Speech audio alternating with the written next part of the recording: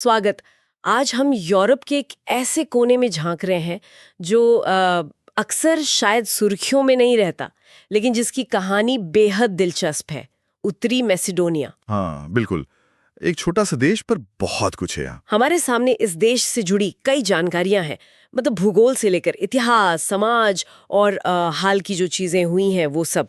ये सिर्फ तथ्य नहीं है ना? एक तरह से पहेली के टुकड़े हैं। सही कहा। और हमारा काम इन टुकड़ों को जोड़कर ये समझना कि बाल्कन प्रायद्वीप के इस छोटे से लेकिन रणनीतिक रूप से अहम देश की खासियत क्या है और हाल के वर्षों में इसने इतने बड़े बदलाव क्यों देखे हैं। तो तैयार है? चलिए शुरू करते हैं। बिल्कुल। उत्तरी मैसेडोनिया की कहानी सिर्फ नक्शे और तारीखों की नहीं है। ये समझने की कोशिश है कि कैसे भूगोल, इतिहास की परतें, अलग अलग संस्कृतियां और हाँ राजनीतिक महत्वाकांक्षाएं, ये सब मिलकर इस देश की आज की तस्वीर बनाती हैं। ये एक ऐसा राष्ट्र है जो अपनी पहचान को कह सकते हैं नए सिरे से गढ़ रहा है। अच्छा, तो सबसे पहले बात करते हैं इसकी लोकेशन की। जैसा कि पता चलता है, उत्तरी मैसेडोनिया दक्षिण पूर्वी यूरोप के बाल्कन प्रायद्वीप के मतलब ठीक बीच में स्थित है। और एक खास बात यह है कि ये पूरी तरह से जमीन से घिरा हुआ देश है, लैंडलॉक्ड। हाँ, लैंडलॉक्ड। इसका मतलब है इसका कोई समुद्री तट नहीं है। बिल्कुल। राजधानी स्कोपजे है और क्षेत्रफल करीब 25,713 वर्ग किलोमीटर। छोटा ही है आकार में। हाँ, छोटा है, लेकिन लोकेशन बहुत अहम है। वो कैसे? देखिए, इसके पड़ोसियों पर गौर करना जरूरी है। उत्तर में सर्बिया और कोसोवो है, पूर्व में बुल्गारिया, दक्षिण में ग्रीस और पश्चिम में अल्बानिया। अब सोचिए, एक लैंडलॉक्ड देश होने के नाते इन पड़ोसियों के साथ इसके संबंध हमेशा से ही इसकी विदेश नीति, व्यापार, सुरक्षा सबके लिए निर्णायक रहे हैं। मतलब चारों तरफ जमीन से घिरा होना आपकी पूरी रणनीति को प्रभावित करता है। ये स्थिति इसके इतिहास और आज की भू राजनीति को समझने की कुंजी है एक तरह से। सही बात है। अच्छा, अब जरा यहाँ के समाज और संस्कृति पर नजर डालते हैं। आबादी करीब 20 लाख, लेकिन ये कोई एक जैसा ग्रुप नहीं है ना? नहीं, बिल्कुल नहीं, बहुत विविधता है। हाँ, यहाँ मुख्य जातीय समूह मैसेडोनियन है और वो ज्यादातर ऑर्थोडॉक्स ईसाई हैं। लेकिन जानकारी ये भी बताती है कि अल्बेनियन आबादी भी काफी बड़ी है। हाँ, अच्छी खासी संख्या है उनकी और वो मुख्य रूप से मुस्लिम हैं। इनके अलावा तुर्क, रोमा, सर्ब और दूसरे छोटे समूह भी हैं। तो वाकई ये क्या कहते हैं, बहुरंगी तस्वीर है। बिल्कुल, और ये विविधता सिर्फ एथनिसिटी तक नहीं है, धर्म और भाषा में भी साफ नजर आती है। मैसेडोनियन तो ऑफिशियल भाषा है ही, लेकिन अल्बेनियन को भी कुछ इलाकों में, कुछ नगरपालिकाओं में सह आधिकारिक दर्जा मिला हुआ है, जहां अल्बेनियन बोलने वालों की संख्या ज्यादा है। अच्छा, तो ये दिखाता है कि देश ने अपनी जो अंदरूनी जटिलताएं हैं उनको स्वीकार करने और उन्हें एडजस्ट करने की कोशिश की है। हालांकि ये प्रोसेस हमेशा आसान नहीं रहा है, जाहिर है। हाँ, वो तो है। अच्छा, स्रोतों में एक बहुत ही दिलचस्प बात का जिक्र है कि यहाँ अक्सर चर्च और मस्जिदें एक दूसरे के काफी करीब बनी हुई मिलती हैं। क्या ये सिर्फ एक संयोग है या इसका कोई गहरा मतलब है? नहीं, इसे महज एक संयोग नहीं माना जाता। अक्सर इसे उत्तरी मैसेडोनिया की धार्मिक सहिष्णुता और जो मल्टीकल्चरल ताना बाना है उसका एक जीता जागता प्रतीक माना जाता है। अच्छा। बेशक जमीनी हकीकत शायद हमेशा इतनी आइडियल न हो, लेकिन ये साथ रहने का एक प्रयास जरूर दिखाता है, खासकर बाल्कन जैसे क्षेत्र में जहां इतिहास में जाति और धार्मिक तनाव काफी रहे हैं। हाँ, ये बात तो है। और जानकारी ये भी बताती है कि यहाँ की लोक संस्कृति, संगीत, पारंपरिक नृत्य, ये सब बहुत जीवंत हैं, जो इस कल्चरल मिक्स को और भी रंगीन बनाते हैं। ये सांस्कृतिक विविधता समझने के लिए शायद हमें इतिहास की परतों को खोलना होगा। और यहाँ का इतिहास तो काफी लंबा और घुमावदार लगता है। इसका जिक्र तो प्राचीन मैसेडोनियन साम्राज्य और सिकंदर महान, मतलब अलेक्जेंडर द ग्रेट के साथ भी आता है। हाँ, वो इस क्षेत्र के इतिहास का एक गौरवशाली अध्याय है। हालांकि देखिए, आधुनिक उत्तरी मैसेडोनिया और प्राचीन मैसेडोन के बीच सीधा वंशानुगत संबंध का जो दावा है वो ऐतिहासिक रूप से थोड़ा विवादास्पद रहा है, खासकर ग्रीस के साथ। अच्छा। उस प्राचीन काल के बाद ये इलाका रोमन और फिर बिजांटीन साम्राज्यों का हिस्सा रहा। लेकिन मध्य युग के बाद का एक लंबा और महत्वपूर्ण दौर था ऑटोमन साम्राज्य का। सदियों तक ऑटोमन शासन के तहत रहने का गहरा असर आज भी दिखता है। कहाँ दिखता है? वास्तुकला में, जैसे स्कोपजे का पुराना बाजार है, खान पान में, संगीत में और कुछ हद तक सामाजिक रीति रिवाजों में भी महसूस किया जा सकता है। फिर 20वीं सदी में बड़ा बदलाव आया। दूसरे विश्व युद्ध के बाद जैसा पता चलता है ये समाजवादी युगोस्लाविया के 6 गणराज्यों में से एक बन गया। Socialist Republic of Macedonia. उस दौर की भी अपनी विरासत होगी। निश्चित रूप से युगोस्लाव काल ने औद्योगिकरण को बढ़ावा दिया, एक साझा स्लाविक पहचान को बल दिया, लेकिन साथ ही एक सेंट्रलाइज्ड शासन प्रणाली भी लागू की। 1991 में जब युगोस्लाविया शांतिपूर्ण तरीके से अलग हुआ तो इसने अपनी स्वतंत्रता की घोषणा की, लेकिन आजादी के साथ ही एक बड़ी चुनौती सामने आ गई जिसने दशकों तक देश को उलझाए रखा। आप नाम विवाद की बात कर रहे हो, है ना? बिल्कुल। ये काफी लंबा चला था। हाँ, बहुत लंबा। देश ने मैसेडोनिया गणराज्य नाम अपनाया, जिस पर पड़ोसी ग्रीस को कड़ी आपत्ति थी। क्यों थी आपत्ति?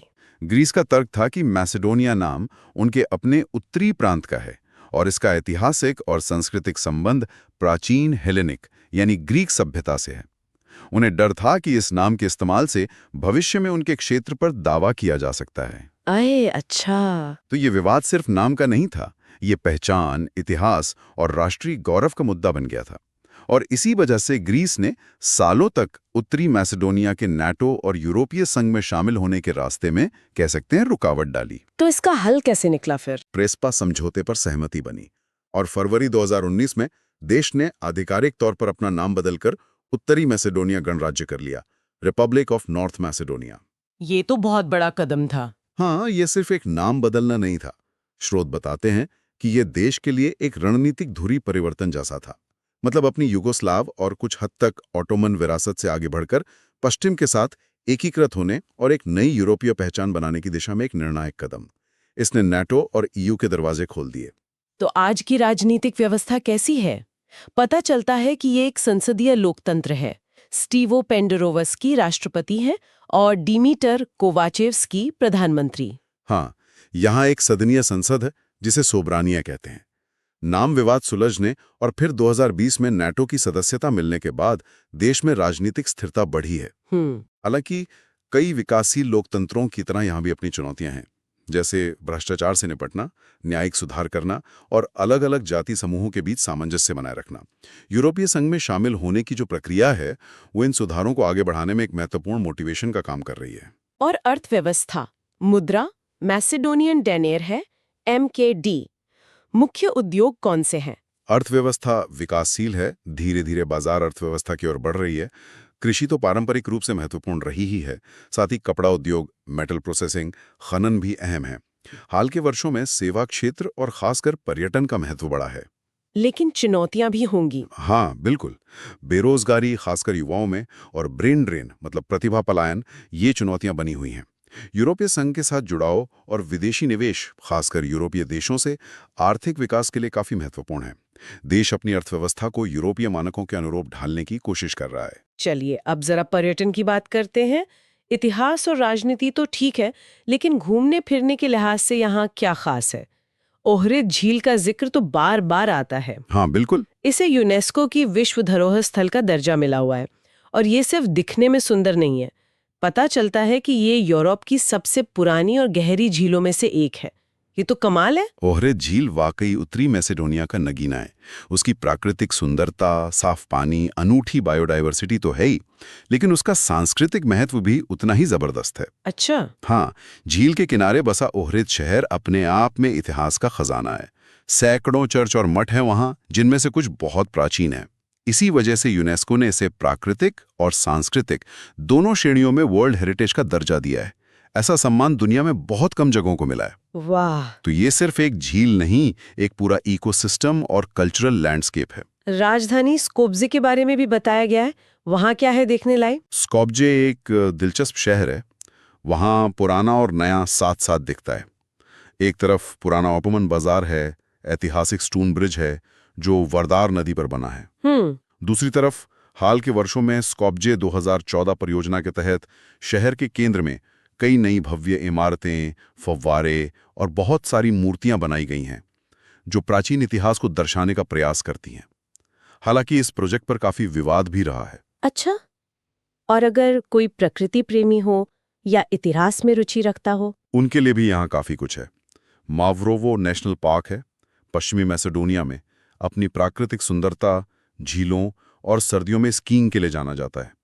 ट्रैकिंग के भी अच्छे अवसर हैं, और अगर प्राचीन इतिहास में रुचि है तो स्टोबी का आर्कियोलॉजिकल साइट है। स्टोबी। हाँ, स्टोबी। ओके। यहाँ रोमन काल के अच्छी तरह से संरक्षित खंडर हैं, थिएटर, स्नानघर, मोज़ेक फर्श वगैरह। तो हाँ, हर तरह के यात्री के लिए कुछ न कुछ जरूर है। बहुत बढ़िया। अब आते हैं अंतर्राष्ट्रीय मंच पर उत्तरी मैसेडोनिया की स्थिति पर। हमने नाम बदलने और उसके असर की बात की। इसका सबसे बड़ा नतीजा क्या रहा? सबसे बड़ी उपलब्धि रही मार्च 2020 में नेटो का 30वां सदस्य बनना। हाँ, ये पता चलता है। दशकों के इंतजार और नाम विवाद सुलझाने के बाद ये संभव हुआ। सुरक्षा के लिहाज से ये बहुत बड़ा कदम माना जाता है। निश्चित रूप से नेटो की सदस्यता ने न केवल देश की सुरक्षा गारंटी को मजबूत किया, बल्कि यह पश्चिमी सैन्य और राजनीतिक संरचनाओं के साथ इसके गहरे जुड़ाव का भी प्रतीक है।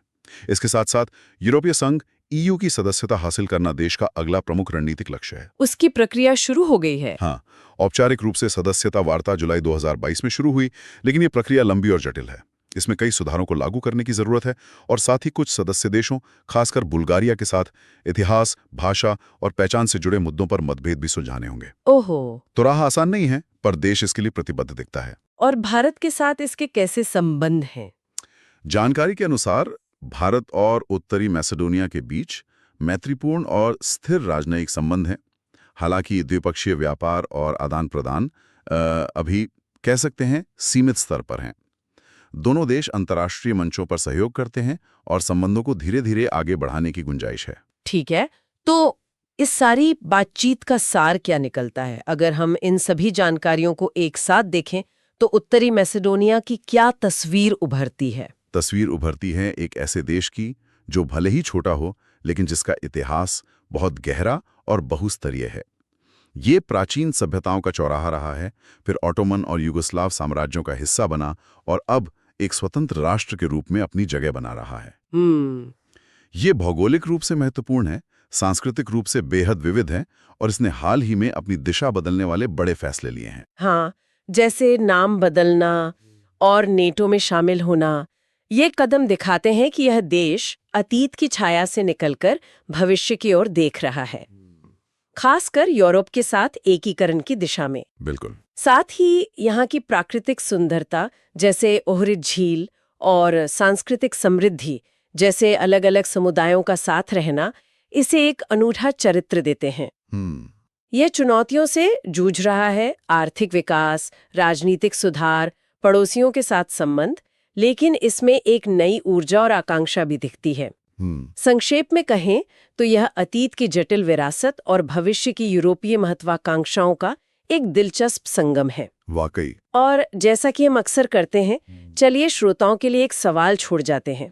उत्तरी मैसेडोनिया अपनी जड़ों, अपनी खास बाल्कन पहचान, स्लाविक संस्कृति और बहुजातीय ताने बाने को सहेजते हुए यूरोपीय संघ के साथ पूरी तरह कैसे एकीकृत हो पाएगा? बड़ा सवाल है। हाँ, क्या यह एक सहज प्रक्रिया होगी या इसमें अपनी अनूठी पहचान खोने का खतरा भी रहेगा?